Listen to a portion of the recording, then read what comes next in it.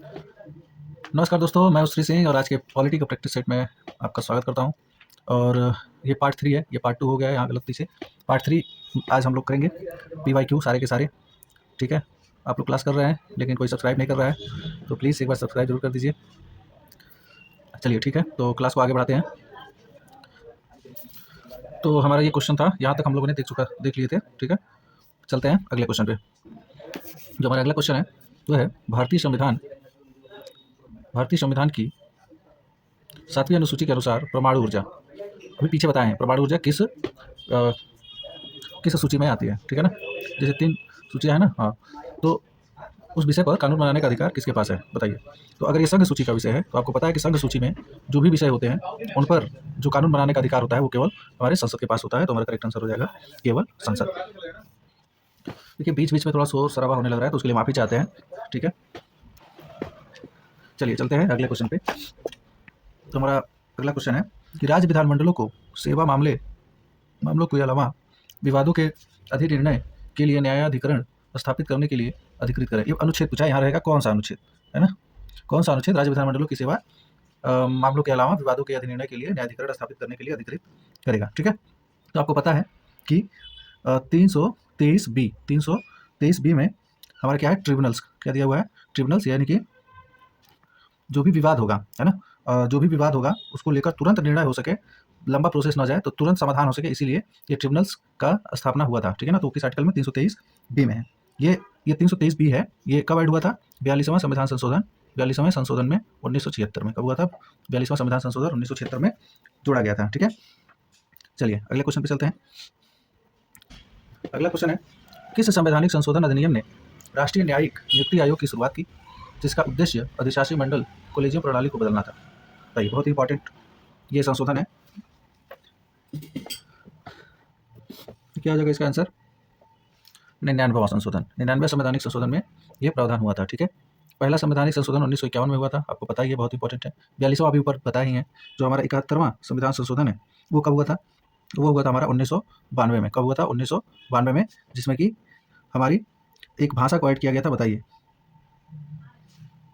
देखिए इसमें 3 भाषाएं ऐड की गई थी। कितनी भाषाएं ऐड की गई थी, 3। नमक, उसको आप याद कर सकते हैं ऐसे, नमक कैसे याद कर सकते हैं, नमक। ठीक है, एन से हो जाएगा नेपाली, एम से हो जाएगा मणिपुरी, और के से हो जाएगा कोंकणी। ठीक है ना, चलिए समझ गए। ठीक है, 42वां भी ऊपर बताया है, इसे हम मिनी कॉन्स्टिट्यूशन के भी नाम से जानते हैं। किसी नाम के जानते हैं, मिनी कॉन्स्टिट्यूशन के नाम से जानते हैं। जब हम लोग संशोधन सिर्फ पढ़ेंगे तो उसमें पूरा डिटेल में चर्चा करेंगे। चलिए चलते हैं नेक्स्ट क्वेश्चन पे। अगला क्वेश्चन है, राष्ट्रीय बाल अधिकार संरक्षण आयोग के अध्यक्ष और सदस्य की अवधि के लिए पद पर बने रहेंगे। तो राष्ट्रीय जो बाल हैं, देखिए बाल कितने साल के होते हैं, जो बच्चे 3 साल के होते हैं तो स्कूल जाने लगते हैं, बाल हो जाते हैं, बच्चे कहलाने लगते हैं, उससे नीचे तो कहलाते नहीं हैं। तो उनके अध्यक्ष का भी कार्यकाल कितना हो जाएगा, 3 साल हो जाएगा। ठीक है, ये ट्रिक से याद भी कर सकते हैं। चलिए नेक्स्ट अगला क्वेश्चन है, केंद्रीय प्रशासनिक अधिकरण की स्थापना किस वर्ष हुई थी। सेंट्रल एडमिनिस्ट्रेटिव ट्रिब्यूनल्स की स्थापना किस वर्ष हुई थी, बताइए। वो हुई थी 1985 में। देखिए कुछ फैक्ट होते हैं ना, उनको आप सिर्फ याद कर सकते हैं। तो स्थापना कब हुआ, कौन से संशोधन में, कौन से विधेयक में क्या हुआ, कौन सा नियम आया, उसको आप याद करना ही पड़ेगा, रटना ही पड़ेगा। ठीक है, तो आप 2 से 4 बार इसे देखें, समझें और बार बार रिकॉल करने की कोशिश करें, फिर वो अपने आप 2-3 बार में याद हो जाएगा। अगला क्वेश्चन है, भारतीय संविधान का निम्नलिखित में से कौन सा भाग राज्य लोक सेवा आयोग से संबंधित है। देखिए चाहे वो यूपीएससी हो, चाहे ना, या फिर वो स्टेट पीएससी, ठीक है, स्टेट पीसीएस हो, वो किसमें है, वो दोनों के दोनों हमारे भाग 14 में ही हैं। ठीक है, किसमें है, भारतीय संविधान के भाग 14 में है। अच्छा तो भाग 9 में क्या है, भाग 9, तो भाग 9 में क्या है, भाग 9 में है हमारा पंचायत। क्या है, पंचायत है, पंचायत। ठीक, पंचायत है। किस आर्टिकल से किस आर्टिकल तक है, तो 243 ए से 243 ओ तक। कहाँ तक, 243 ए से 243 ओ तक। ठीक है, और भाग 4 में क्या है, डीपीएसपी है। क्या है, डीपीएसपी है। ठीक है, चलिए, और भाग भाग 7 में क्या है, भाग 7 में तो कितनी बार जाने थे कि इसमें क्या है, अनुसूची, प्रथम अनुसूची। ठीक है, हाँ, सबसे पहले जो क्वेश्चन आया था इस सेट का वो यही था कि भाग 7 को क्या कर दिया था, इसमें बी राज्य थे और इनको क्या कर दिया गया है, निरस्त कर दिया गया है 7वें संविधान संशोधन 1956 के द्वारा। ठीक है, चलिए नेक्स्ट क्वेश्चन पे चलते हैं। हाँ, ये 315 से 323 तक है। ठीक है, 315 से 323 तक है, और ये कहाँ से है, 36 से 51 तक है। और पंचायत 243 से 243 ए से, है ना, ए से 243 ओ तक है। ठीक है, चलिए नेक्स्ट क्वेश्चन पे चलते हैं। जो अगला क्वेश्चन है, निम्नलिखित में से किसके पास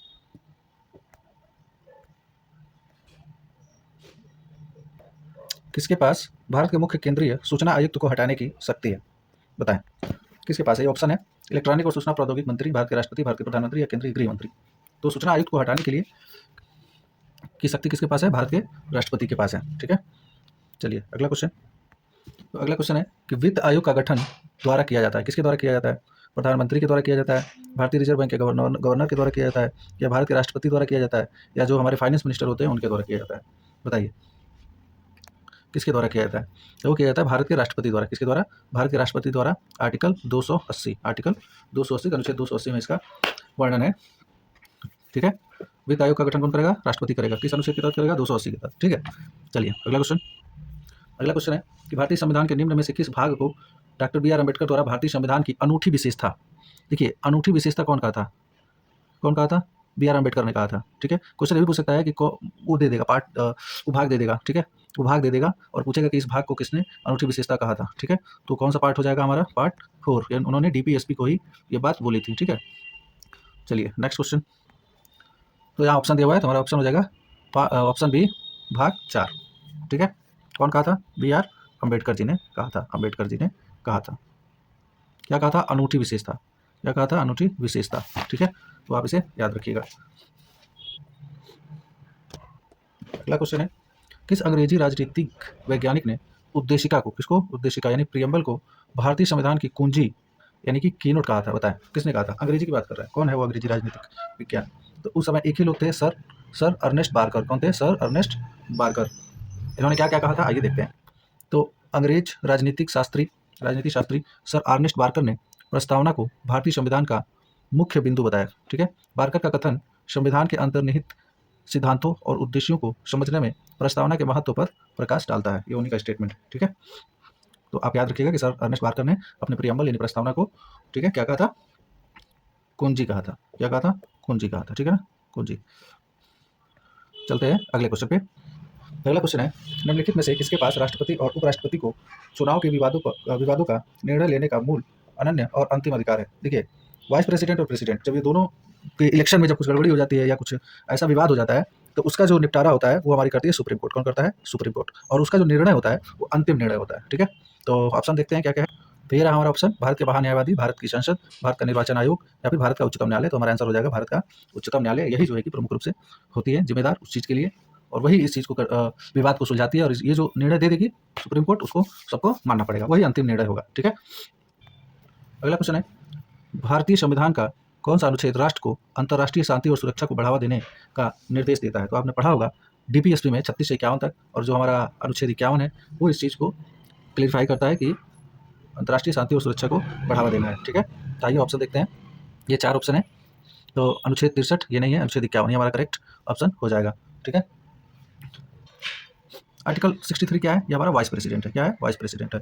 ठीक है, और 41 में क्या है? 41 में देखिए, 41 में इसमें जो है आर्थिक क्षमता के अनुसार, ठीक है ना, कुछ मामलों में काम करने, शिक्षा पाने और सार्वजनिक सहायता पाने का अधिकार है। किसमें? आर्टिकल 41 में।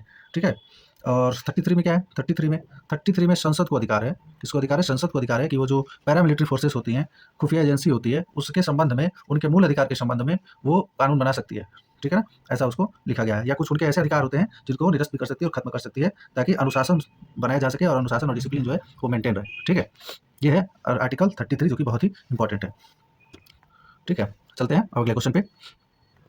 तो हमारा अगला क्वेश्चन है कि 74वां संवैधानिक संशोधन कब लागू हुआ था? बताइए 74वां संवैधानिक संशोधन कब लागू हुआ था? वो लागू हुआ था, देखिए 74वां संविधान संशोधन जो है वो 1992 में आया। कब आया? 1992 में आया। ठीक, किससे संबंधित है? ये भाग 9A भाग 9A क्या?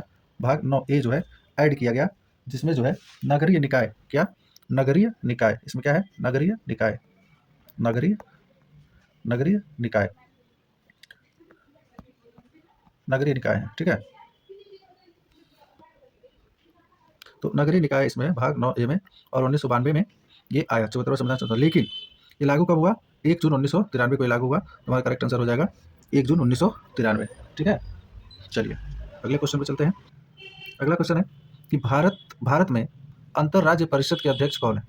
अंतर्राज्य परिषद के अध्यक्ष कौन है? गृह मंत्री, बारी बारी से मुख्यमंत्री, या भारत के राष्ट्रपति, या फिर प्रधानमंत्री? तो देखिए जो अंतर्राज्यीय परिषद के अध्यक्ष होते हैं वो भारत का राष्ट्रपति होता है। ठीक है, अगले क्वेश्चन पे देखिए जो हाँ जो ये राज्य परिषद होता है ना, इसका जो गठन होता है वो आर्टिकल किस आर्टिकल, राष्ट्रपति जो है अध्यक्ष होता है लेकिन किस आर्टिकल के तहत, तो जो अंतर राज्य परिषद का जो गठन होता है वो होता है 263 के तहत। किसके होता है? अनुच्छेद 263 के तहत। ठीक है, तो याद रखिएगा, बहुत इंपॉर्टेंट आर्टिकल है। नेक्स्ट क्वेश्चन पे चलते हैं। पहला क्वेश्चन है कि भारतीय संविधान का भाग 4A किससे संबंधित है? ये तो बच्चे ही वाला सवाल हो गया। मौलिक कर्तव्य, आप सभी को पता है कि 4A में मौलिक कर्तव्य है, और ये जो है कब जोड़ा गया था? 42वां संविधान संशोधन, 42वां संविधान संशोधन 1976। कब जोड़ा गया था? 42वां संविधान संशोधन 1976। ठीक है। नागरिकता किसमें? 5 से 11। दूसरा में मौलिक अधिकार तीसरे भाग में। ठीक है, और DPSP किसमें? चौथे में। चलिए अगले क्वेश्चन पे चलते हैं। तो अगला क्वेश्चन है, भारतीय संविधान की किस अनुसूची में भारत के राष्ट्रपति के पारिश्रमिक, भत्ते और विशेषाधिकारों से संबंधित प्रावधान है? बताइए, वेतन और भत्ते किसमें है? कौन सी अनुसूची में है?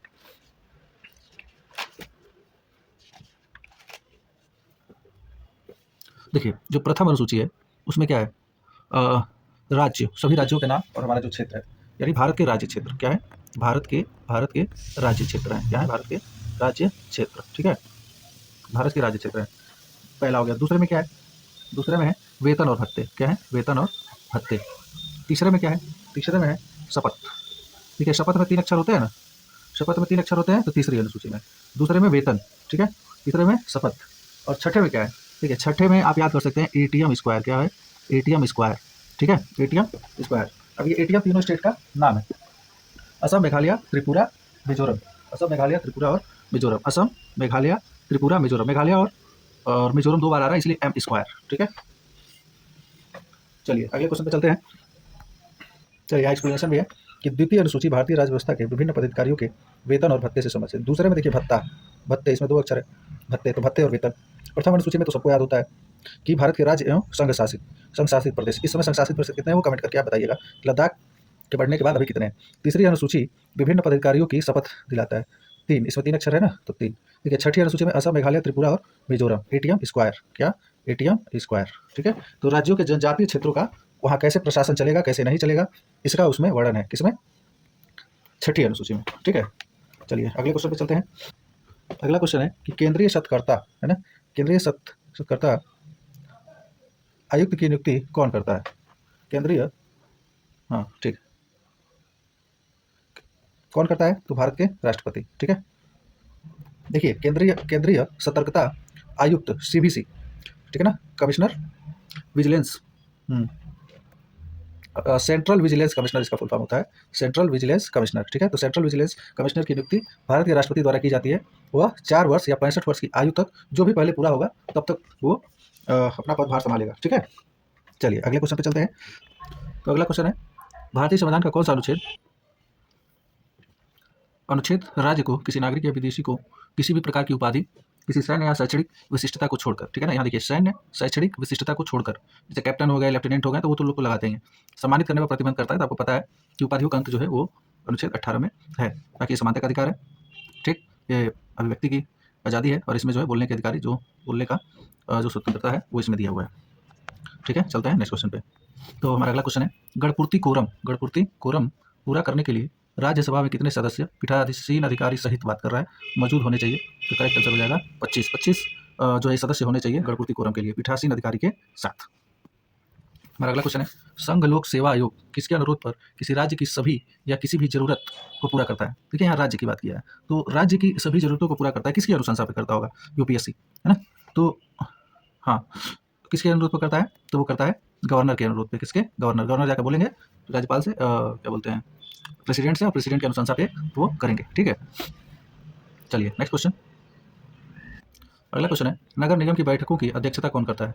देखिए नगर निगम में होते हैं महापौर, मेयर, वही हेड होते हैं, है ना, तो अध्यक्षता भी वही करेंगे। ठीक है, तो हमारा करेक्ट आंसर हो जाएगा महापौर। अगला क्वेश्चन है, निम्नलिखित में से किसने विधि, है ना, विधि शासन या कानून का शासन की अवधारणा को प्रतिपादित किया है? जो कॉन्सेप्ट है ना, कॉन्सेप्ट जिसे आप कहते हैं, जो कानून का जो मेन कॉन्सेप्ट है उसे कौन लाया? ठीक है, उसे कौन समझाया, उसको कौन, उसका कॉन्सेप्ट कौन दिया? तो वो दिया अल्बर्ट डाइसी। इनका पूरा नाम क्या है? Albert dicey. ठीक है, तो इनके 2-3 ऐसे कॉन्सेप्ट हैं जो इन्होंने दिया है, तो उसे हम देख लेते हैं। ठीक है, तो उन्होंने ये दिया है, आधुनिक समय में कानून का शासन एक ब्रिटिश न्यायविद और दार्शनिक अल्बर्ट डाइसी, कौन है ये?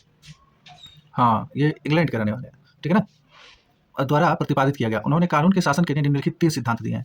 अल्बर्ट डाइसी ने कौन-कौन से सिद्धांत दिया है? ये देखिए, कानून के समक्ष ना प्रत्येक व्यक्ति समान है, चाहे वो कोई भी हो, ठीक है? सामने वो कोई भी हो, वो सब कोई क्या है, कानून के सामने समान है। कोई मतलब कोई भी।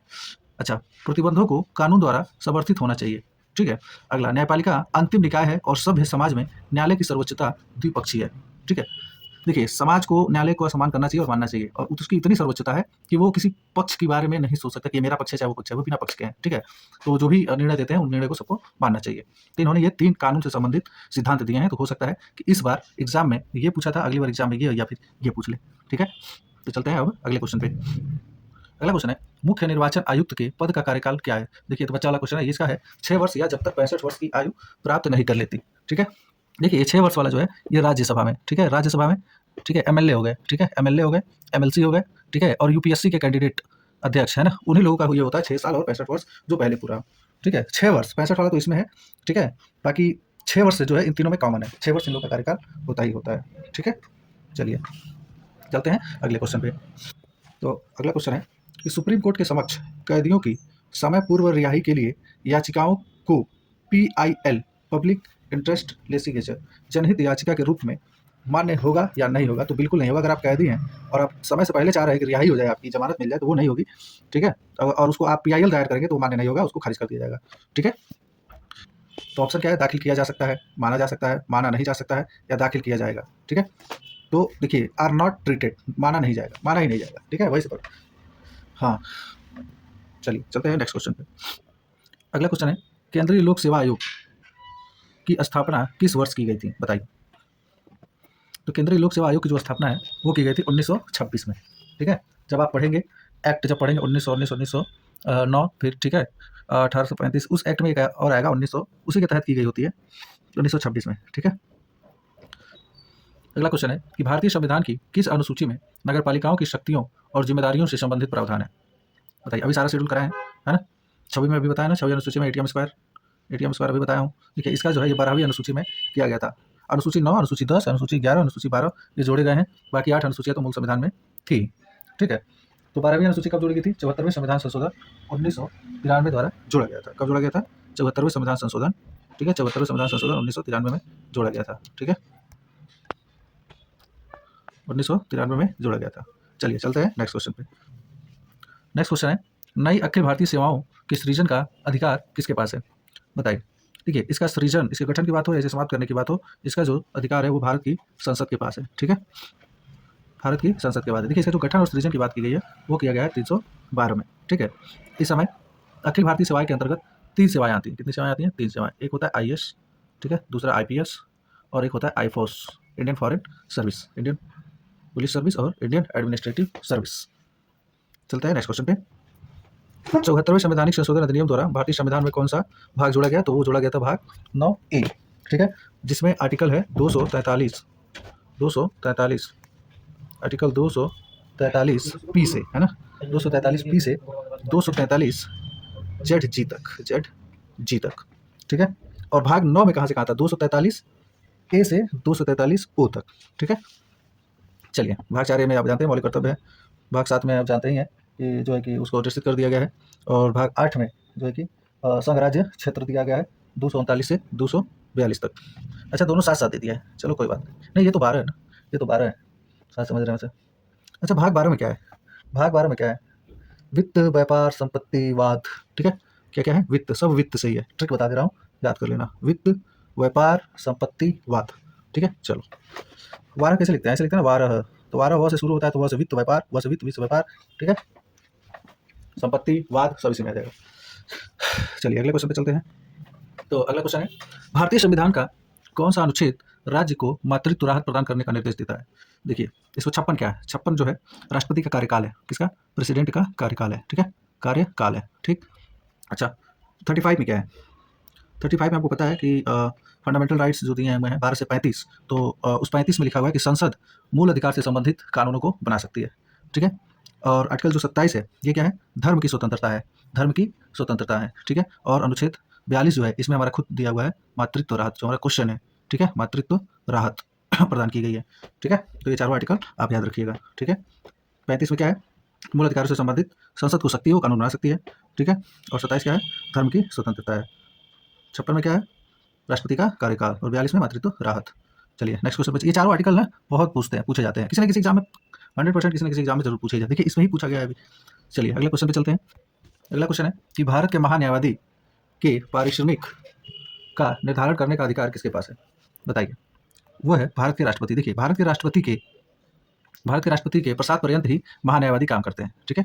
और उनके ही और वही क्या करते हैं, पारिश्रमिक का निर्धारण भी करते हैं। कौन, भारत के राष्ट्रपति। चलिए ठीक है। अगला क्वेश्चन है मानव अधिकार न्यायालय का गठन मानव अधिकार संरक्षण अधिनियम 1993 के तहत किया गया था। ऑप्शन दिया हुआ है सेक्शन 30, धारा 30, धारा 28, धारा 29 और धारा 31। मोस्ट रिपीटेड क्वेश्चन यही है, धारा 30। धारा 30 के तहत मानव अधिकार न्यायालय का गठन मानव संरक्षण अधिनियम 1993 किया गया था, ठीक है। 1993 की धारा 30 के तहत किया गया था, किसका, मानव अधिकार न्यायालय का गठन, ठीक है। ये भी पूछ सकता है कि किस अधिनियम के तहत किया गया था, तो मानव अधिकार संरक्षण अधिनियम 1983 के तहत किया गया था, ठीक है। अगला क्वेश्चन है कि राज्य विधानमंडल के दोनों सदनों की कार्यवाही में बोलने और भाग लेने का अधिकार निम्नलिखित में से किसके पास है। देखिए बोलने और भाग लेने का अधिकार होता है किसके पास, राज्य के महाधिवक्ता के पास, एडवोकेट जनरल ऑफ स्टेट। वही स्टेट में केंद्र में भी होते हैं। ये दोनों लोग क्या करते हैं, ठीक है, ये दोनों क्या करते हैं, भाग तो लेते हैं लेकिन वोट नहीं देते हैं, उसमें मतदान नहीं देते हैं, बाकी सब कुछ करते हैं, ठीक है। ये आप याद रखिएगा। चलिए नेक्स्ट क्वेश्चन। तो अगला क्वेश्चन है कि सूचना का अधिकार अधिनियम 2005 पर लागू नहीं होता है। तो ये अधिनियम किस पर लागू नहीं होता है, आइए ऑप्शन देखते हैं। तो हमारे ऑप्शन है सरकार द्वारा वित्त पोषित अन्य प्राधिकरण, उस पर तो लागू होगा। अगर सरकार का 40% भी योगदान है, आधा सरकारी अर्ध सरकारी भी है, तो आप ले सकते हैं, ठीक है, वहाँ की इन्फॉर्मेशन। अच्छा सरकारी पब्लिक अथॉरिटीज़ तो होंगे, जो सरकारी प्राधिकरण होंगे तो वहाँ तो लेंगे ही। प्राइवेट जो होते हैं, कौन, प्राइवेट, तो हमारा आंसर ये हो जाएगा प्राइवेट अथॉरिटीज़ होती हैं, निजी प्राधिकरणों में हब 2005 जो हमारा सूचना का अधिकार है वो यहाँ लागू नहीं होता है। बाकी राज्य सरकार द्वारा वित्त पोषित अन्य प्राधिकरण यहाँ लागू होता है। अब जैसे मान लीजिए अमेजोन हो गया, क्या हो गया, अमेजोन हो गया, वोडाफोन हो गया, जियो हो गया, जो कंपनियाँ हैं, ये ओला, उबर, ये भी जो भी कंपनियाँ चल रही हैं, इनसे आप कोई इन्फॉर्मेशन नहीं निकलवा पाएंगे किसी का, ठीक है। तो जो भी प्राइवेट कंपनियाँ हो गई, प्राइवेट संस्थाएं हो गई, आप उनका 2005 जो सूचना का अधिकार है वो उन पर लागू नहीं होता है। मोस्ट इंपॉर्टेंट है, इसको आप अच्छे से याद कर लीजिएगा, ठीक है।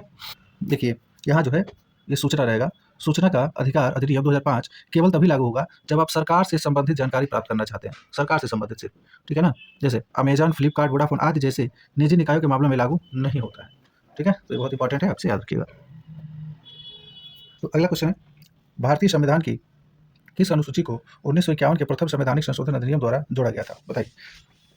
सबको पता है कि पहला जो संशोधन पहला करें 9वीं अनुसूची, हाँ प्रथम संवैधानिक जो संशोधन, पहला संशोधन जो हुआ था उसमें बहुत सारे काम किए गए थे, ठीक है।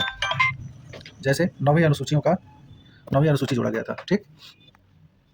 तो 9वीं अनुसूची को प्रथम संवैधानिक संशोधन 1951 के अधिनियम द्वारा जोड़ा गया था, ठीक है। इसमें क्या है, 9वीं अनुसूची में क्या है, जमींदारी उन्मूलन है, क्या है, जमींदारी, ठीक है, जमींदारी उन्मूलन है, ठीक है। और भी कुछ काम किए गए थे, जैसे कि अनुच्छेद 19 में कुछ प्रतिबंध लगाए गए थे, है ना, जैसे कि सार्वजनिक व्यवस्था में और विदेशी राज्यों से मैत्रीपूर्ण संबंध हो, ठीक है। और अनुच्छेद 15 में भी कुछ बदलाव किए गए थे इस पहली संशोधन के द्वारा, ठीक है। चलिए तो इसे आप याद रखिएगा। चलते हैं अगले क्वेश्चन पे।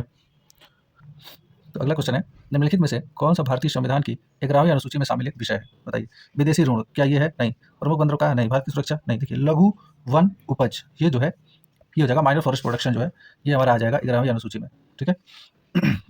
और ये इसमें क्या है, 11वीं अनुसूची में है क्या, 11वीं अनुसूची में पंचायत, क्या है, पंचायत, ठीक। और इसमें पंचायत की शक्तियाँ दी गई हैं, और शक्तियों में क्या है, गरीबी उन्मूलन, शिक्षा और ग्रामीण विकास, ये सब हैं। और उसमें लघु वन उपज भी है, ठीक है। ये एलिमिनेट करके करने वाला क्वेश्चन था। वैसे तो उसमें 28 या 29 विषय दिए गए हैं पंचायतों को। 29 विषय में से आप सभी विषय तो आप याद करेंगे नहीं, जो मुख्य हैं उन्हें हम याद करेंगे, ठीक है। तो 11वीं अनुसूची में पंचायत की शक्तियाँ हैं, ग्रामीण विकास, गरीबी उन्मूलन, बाजार, सड़कें और पेयजल तथा सामाजिक, देखिए सामाजिक जो वानिकी जैसे महत्वपूर्ण विषयों का शामिल किया गया है, ठीक है। तो इन्हें आप याद रखिएगा। चलिए चलते हैं नेक्स्ट क्वेश्चन पे। तो हमारा अगला क्वेश्चन है भारत के मूल संविधान के अनुच्छेद 31A की सामग्री को संविधान 44वां संशोधन 44 अमेंडमेंट अधिनियम 1978 द्वारा के रूप में इसमें पुनः प्रस्तुत किया गया था, बताइए। तो 31A में क्या था, पहले तो ये जानिए, तभी तो जानेंगे। तो था संपत्ति का अधिकार, ठीक है। अभी जो है उसे हटाकर कहाँ कर दिया गया है, 300A में, किसमें कर दिया गया है, 300A में। आइए हम इसका एक्सप्लेनेशन दिखाते हैं, ठीक है। देखिए भारत के मूल संविधान के अनुच्छेद 31(1) की विषय वस्तु को संविधान 44वां संशोधन अधिनियम 1978 द्वारा 300A के रूप में इसे पुनः प्रस्तुत किया गया था, ठीक है। अनुच्छेद 300A निजी संपत्ति से संबंधित मौजूदा संवैधानिक प्रावधान हो गया है, ठीक है। इस अनुच्छेद को भारत के संविधान में प्रथम संशोधन 1951 द्वारा जोड़ा गया था। ठीक है, तो ये रहा डिटेल, आप याद रखिएगा। चलते हैं नेक्स्ट क्वेश्चन पे। तो अगला क्वेश्चन है, भारतीय संविधान के किस भाग में आपातकालीन प्रावधान शामिल है? बताइए। देखिए, भाग 20 में क्या है? भाग 20 में है संशोधन। क्या है? संशोधन। ठीक है, संशोधन आर्टिकल 368। क्या है? 368। और भाग 18 में क्या है? आपातकाल है। क्या है? आपातकाल किस अनुच्छेद से किस अनुच्छेद तक है? मैंने पीछे बताया है 352 से 360, 352, 356 और 360 तीन आपातकाल की स्थिति होती है। कैसे होती है, क्या होती है, हम लोग डिस्कस कर चुके हैं। भाग 15 में है चुनाव। क्या है? चुनाव। क्या है? चुनाव। और किस आर्टिकल से किस आर्टिकल तक है? 324 से 329 क तक। 329 क तक। 329 क तक। ठीक है। चलिए, भाग 12 बताए हैं, वित्त, व्यापार, वाद, ये सब है। चलिए नेक्स्ट क्वेश्चन। अगला क्वेश्चन है, निम्न में से कौन सा भारत में एक वैधानिक निकाय है? देखिए, दो चीज होता है, एक संवैधानिक होता है और एक वैधानिक होता है। तो जो संवैधानिक होता है उनका जो मूल स्रोत होता है वो संविधान से होता है, और जो वैधानिक होता है ये अधिनियम बनाए होते हैं। क्या होते हैं? अधिनियम बनाए होते हैं संसद द्वारा। ठीक है, तो हमारे वैधानिक निकाय होते हैं। ठीक है, जैसे नीति आयोग क्या है? नीति न तो क्या कहते हैं, संवैधानिक है ना ही विधिक है, ये दोनों कैटेगरी में नहीं आता है। इलेक्शन कमीशन क्या है? इलेक्शन कमीशन संवैधानिक है। आपको पता ही है किसका उल्लेख इलेक्शन कमीशन का भाग 15 भी पीछे पड़े हैं। ठीक है, निर्वाचन आयोग 324, तो ये संविधान में है, तो ये संवैधानिक हो गया। ठीक। अच्छा, राष्ट्रीय आपात प्रबंध प्राधिकरण। अच्छा, national commission for backward class, OBC. तो ओबीसी को भी तो जो है कि संविधान में संवैधानिक हिस्सा बनाया गया है संशोधन करके, 102वां संशोधन, याद है कि नहीं? पीछे हम लोग डिस्कस किए थे। तो हमारा जो करेक्ट आंसर हो जाएगा वो हो जाएगा क्या हो जाएगा? राष्ट्रीय आपदा प्रबंधक प्राधिकरण। ये जो है करेक्ट आंसर हो जाएगा हमारा, ये हमारा वैधानिक निकाय है। बाकी ये इलेक्शन कमीशन और ओबीसी संवैधानिक हो जाएगा, और नीति आयोग तो ना ही वैधानिक है और ना ही संवैधानिक है। ठीक है, चलिए अगले क्वेश्चन पे चलते हैं। तो अगला क्वेश्चन है, राष्ट्र की संप्रभु शक्ति जिसके तहत निजी संपत्ति को सार्वजनिक उपयोग के लिए किया जाता है वो क्या कहलाता है? वो देखिए, वो कहलाता है प्रख्यात डोमेन की शक्ति, पावर ऑफ इमिनेंट डोमेन। ठीक है, तो ये फैक्ट है, इसे याद रखिएगा। ठीक है, चलते हैं अगले क्वेश्चन पे। अगला क्वेश्चन है, राष्ट्रीय मानव अधिकार आयोग NHRC national human right commission की स्थापना किस वर्ष हुई थी? बताइए। तो ये हुई थी 1993 में। ये भी एक वैधानिक ही है। क्या है? वैधानिक निकाय है। ठीक है, ना कि क्या वैधानिक कार्य।